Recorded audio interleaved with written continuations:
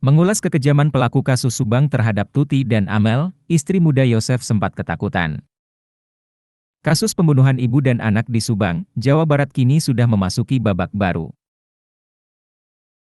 Misteri pembunuhan yang 2 tahun terpendam itu kini akhirnya terkuak usai Muhammad Ramdhanu alias Danu menyerahkan diri ke polisi.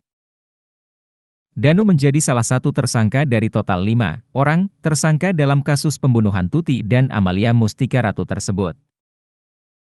4 tersangka lainnya yakni Yosef, suami Tuti, Mimin, istri muda Yosef, serta Arigi dan Abi, anak Mimin. Berdasarkan hasil otopsi, pelaku menghabisi nyawa ibu dan anak itu dengan cara kejam. Kombes Pol Dr. Sumi Hastri Purwanti, dokter forensik yang terlibat langsung dalam mengotopsi jasad Tuti dan Amel menceritakan kengerian kondisi korban. Bahkan, Mimin yang merupakan istri muda Yosef sempat ketakutan saat melihat kondisi Tuti dan Amel lewat foto yang ditunjukkan oleh penyidik. Hal itu dilontarkan Mimin sebelum dirinya ditetapkan sebagai tersangka kasus Subang oleh penyidik Polda Jabar. Saat itu, Mimin mengaku ketakutan melihat kondisi Tuti dan Amel usai tewas terbunuh di rumah korban yang berlokasi di Jalan Cagak, Subang, Jawa Barat. Sedih ya Allah ngelihat kedua almarhum, gak kuat ngelihatnya juga, kata Mimin istri muda Yosef. Mimin mengaku heran hingga pelaku tega melakukan perbuatan kejam kepada korban. Punya dendam apa? Dia, korban Tuti dan Amel, punya salah sebesar apa? Kok sampai perbuatan sekeji itu, terangnya. Di sisi lain, meski sudah ditetapkan sebagai tersangka, namun, Mimin dan 2 anaknya yakni Arigi dan Abi tak ditahan oleh penyidik. Mereka wajib lapor, ujar Direktur Kriminal Umum, Dirkrimum, Polda Jabar, Kombes Pol Surawan, Senin, 23 Oktober 2023.